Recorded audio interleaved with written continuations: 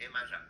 Donc, étudier comme pour le chapitre 12, comme j'ai dit, on va le survoler présentement ensemble. Ben, premièrement, qu'est-ce qu'une vérification avant départ? Ben, c'est le code de la sécurité routière qui oblige le conducteur de véhicule lourd à effectuer une vérification visuelle et auditive et à noter ses observations dans le rapport de ronde de sécurité. Donc, c'est la responsabilité principale du conducteur. Le code de la sécurité routière oblige le conducteur.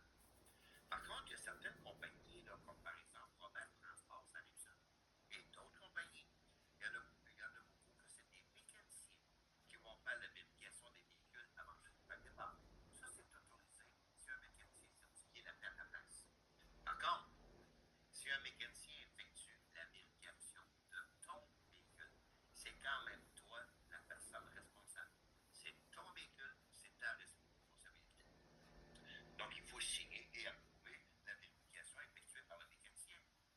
Ça veut aussi dire que si tu ne fais pas entièrement confiance à cette personne-là, ben, tu auras juste à être présent en même temps que lui ou elle pour faire la vérification en même temps que lui ou elle. Vous la refaire par après sommairement. Assure-toi toujours de ne pas prendre la route avec une majeure. Parce que si on te prend plus tard sur la route avec une majeure, c'est toi, mécanicien, qui va recevoir la contravention. Mais c'est toi, contravention double à ton patron. Tu vas perdre 9 points de pondération dans ton dossier conducteur à la salle et tu vas faire perdre 9 points de pondération dans le dossier exploitant pour ton employeur.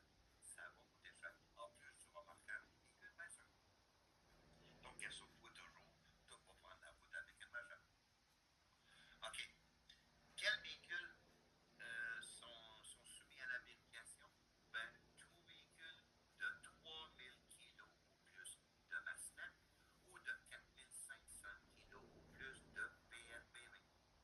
Et comme je disais à monsieur tantôt, le PNBV d'un véhicule lourd, c'est sa masse son poids, plus sa capacité de charge. C'est ça le PNBV.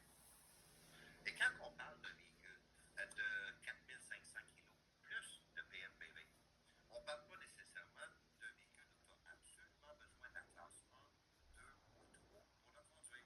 On ne parle pas juste avec la classe 5, comme pour conduire une voiture. Tu sais, les cubes, là, les Ino ou les Isuzu, on a juste besoin de la classe 5 pour conduire ce type de véhicule-là. Mais étant donné que le PNBB est supérieur à 4500 kg, on est quand même réglementé comme un véhicule lourd sur la route. Ce qui veut dire que la vérification avant départ est obligatoire. Il va falloir justifier ton dossier de façon quelconque. Il faut aussi arrêter au poste de contrôle routier quand ça clignote sur l'autoroute et balance. On parle aussi ensemble de véhicules de 4500 kg ou plus de PNBV. Prends l'exemple des gros pick-up, les F250. Eux autres, là, si la suspension n'est pas modifiée, en partant, ils ont un PNBB de 4285 kg. Donc, tu es en bas du 4500. Tu es correct si tu travailles avec ton pick-up. Tu n'as pas besoin de faire de vérification et de remplir le capot. Mais si tu rajoutes une remorque derrière, un trailer, tu viens d'augmenter ta capacité de charge dans ce temps-là. Donc, tu viendrais d'augmenter ton PNBV qui serait maintenant supérieur à 4500 kg. Donc, aussitôt que tu ajoutes la remorque derrière ton nouveau pick-up, tu es réglementé comme un véhicule lourd. Donc, encore une fois, la vérification avant départ est obligatoire. Le logbook aussi. Et tu dois arrêter au poste de contrôle routier quand ça clignote sur l'autoroute et balance. OK. La vérification doit être faite avant chaque départ, mais aussi avant chaque quart de travail. Tu as un exemple, tu prends un véhicule, toi, de 8 h le matin jusqu'à 4 h l'après-midi. Et un autre conducteur prend le même véhicule de 4 h l'après-midi jusqu'à minuit. Ben, l'autre conducteur devra aussi faire sa propre vérification avant départ au début de son quart de travail. Parfois aussi, on est exempté de faire la vérification. On va voir ça tantôt, les exemptions. Hey, vous allez voir, il y en a une qui est un petit peu bizarre là-dedans. Et le rapport de vérification doit être conservé à bord du véhicule toute la journée. Parce que si en cours de route, tu détectes une défectuosité mineure ou majeure, tu es obligé de l'inscrire dans ton rapport de vérification. À toi jamais prendre sa route sans ton rapport de vérification. Encore une fois, ça va coûter cher de contravention. Juste un petit instant. OK.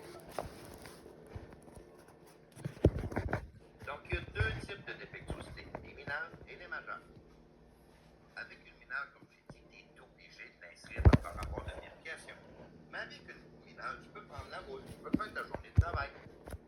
Par contre, aussitôt que tu vas détecter une défectuosité mineure, dis-toi que tu as 48 heures pour t'assurer qu'elle soit réparée. Parce que si une mineure n'est pas réparable dans 48 heures, elle devient automatiquement défectuosité majeure. Et avec une majeure, tu n'as pas le droit de prendre la route. Puis là, on parle de n'importe quelle défectuosité, comme un clignotant, une lumière de position, une lumière de gabarit. Si c'est pas réparable dans 48 heures, ça devient majeur. Avec une majeure, tu n'as pas le droit de circuler. Donc, assurez-vous, quand vous détectez une mineure, qu'elle soit réparée en dedans de 48 heures. Parce qu'après ça, vous ne prenez pas la route avec ça. Ça peut vous coûter des milliers de dollars en contravention. OK. En ce qui concerne la méthode pour effectuer votre vérification, dans vos cours pratiques, on va vous enseigner la méthode qui est appréciée par les contrôleurs à la SARAC. Donc, la façon et la méthode que vous allez prendre pour faire votre vérification dans votre examen pratique à la SARAC sera appréciée par les contrôleurs. Ça va les garder de bonne humeur. Toujours mieux les garder de bonne humeur, ces gens-là, surtout au début d'un examen pratique. OK. Aussi faire des vérifications en cours de route, surtout si se produit quelque chose. Tu sais, c'est ainsi d'année, les routes sont bien pleines de trous. Ah, il y en a des trous qui sont pas mal plus profonds que les autres. Imagine que tu ramasses un beau gros nid de poule et que ça cogne. Ben, arrête immédiatement. Faut toujours bien vérifier tes lames de suspension. Parce que c'est une lame maîtresse qui est fissurée ou grippée, c'est majeur. Tu n'as plus le droit d'être sa route. La majorité des conducteurs pensent pas mal tous de la même façon.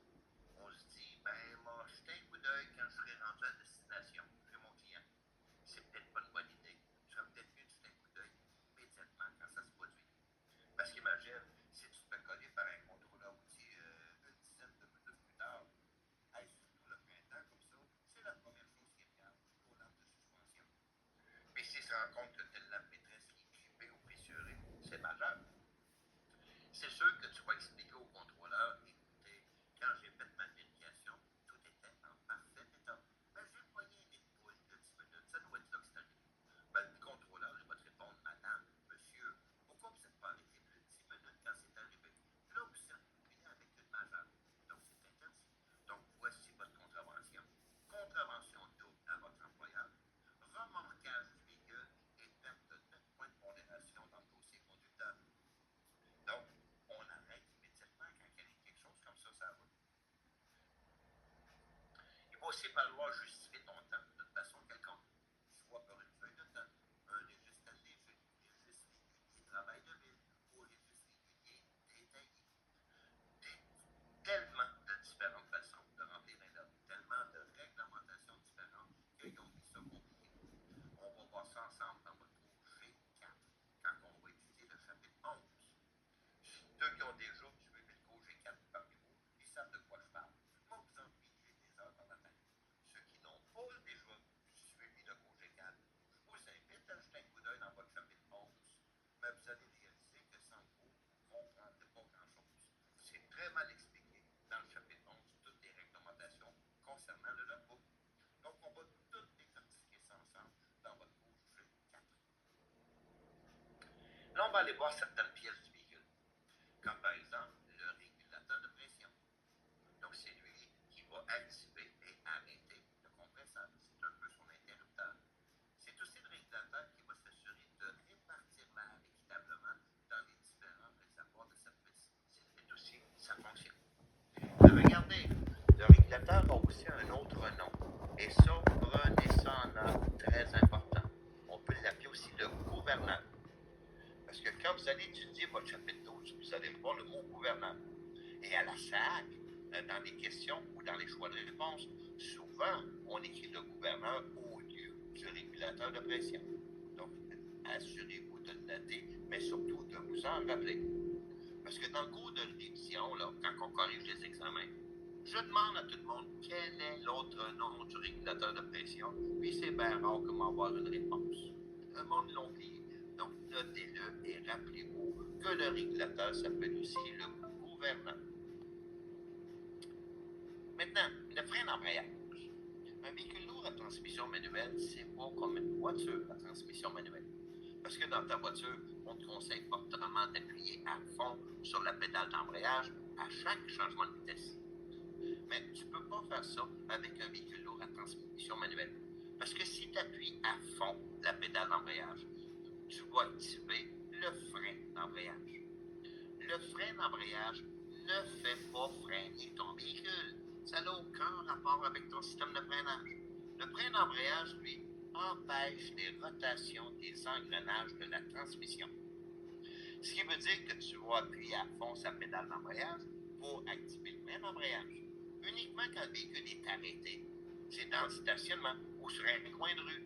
Parce que c'est seulement pour engager la première vitesse ou le reculon quand le véhicule est arrêté. Suite à ça, sur la route, quand tu vas faire ton changement de vitesse, tu n'appuieras pas jusqu'au fond la pédale d'embrayage. Tu vas appuyer à peu près à moitié. Parce que si tu appuies à fond, tu vas activer le frein d'embrayage et avec le temps, tu vas le brûler. Suite à ça, dans le stationnement, quand tu vas vouloir engager la première ou le reculon, ça ne rentrera pas, ça va gricher, tu vas endommager les synchromèches. OK. Les bearings de roue, encore une fois, c'est pas comme dans une voiture. Dans ta voiture, tu vas faire lubrifier tes bearings quand tu vas faire ton changement d'huile. Le mécanicien va changer ton huile moteur, va graisser ta direction et tes bearings de roue. Par contre, dans un véhicule lourd, le bearing est constamment lubrifié. C'est ceux qui se trouvent au centre de ta roue, qu'on appelle le hub. H-U-B, le hub. Et tu vas voir dans tes cours pratiques que les hubs, normalement, c'est comme une fenêtre que tu peux nettoyer ça avec ton gant et tu peux voir le niveau du lubrifiant à l'intérieur de ta roue, à l'intérieur de ton hub. Ben, par contre, il y a certains hubs qui n'ont pas cette fenêtre-là. Fait que dans ce temps-là, quand tu fais ta vérification, assure-toi qu'il n'y a pas de perte de lubrifiant par tes centres de roue, par tes hubs. Parce que si tu as une fuite de lubrifiant, le bearing finirait par s'assécher, s'endommager et même briser. Et sur certains véhicules, si tu as un bearing qui lâche, tu risques de t'en rendre compte d'une drôle de façon. Tu risques de perdre une roue. Hey, je le sais, ça m'est déjà arrivé. Dans les Laurentides, à part de ça, entre Saint-Jovite et Saint-Faustin, ma roue est partie dans le fossé. Crée-moi combien la face blanche un petit peu. On panique. Heureusement, j'ai pas eu de problème, pas eu d'accident, mais ça aurait pu. J'aurais pu le tuer. Donc, toujours s'assurer qu'il n'y a pas de fuite de lubrifiant par chaque hub de roue quand on fait notre vérification. Les thermostats. Encore une fois, c'est pas comme dans une voiture. Dans ta voiture, c'est pas compliqué, tu as un thermostat. Mais dans un véhicule lourd, il peut en avoir jusqu'à 3. Ça dépend du moteur. Mais ça, c'est une pièce, là, ça coûte pas cher à changer. Ça prend pas de temps non plus. Donc, c'est pas dispendieux de changer les thermostats. Donc, on les change aussitôt qu'ils commencent à être défectueux. Tu sais, un exemple, là, tu circules sur la route et tu te rends compte que la température du moteur est un petit peu anormalement élevée, un petit peu plus haute que d'habitude. Mais ça peut peut-être juste dire que le thermostat n'ouvre plus convenablement. Ou le contraire, l'hiver, tu mets le chauffage dans ton véhicule et l'air est de plus en plus froid. Ben, ça peut peut-être juste dire que le thermostat ne referme plus. Donc, dans les deux cas, c'est le temps d'échanger. Puis, comme j'ai dit, il ne faut pas attendre, sinon tu risques d'endommager ton moteur. Puis, le prix d'un moteur sur un véhicule lourd, c'est pas le même prix qu'un moteur de voiture. C'est entre 20 et 60 000 un moteur de véhicule lourd. Un 600 turbo, c'est 60 000 ça, on ne parle même pas du travail du mécanicien. C'est le prix d'une belle voiture. Une méchante belle, pas de ça.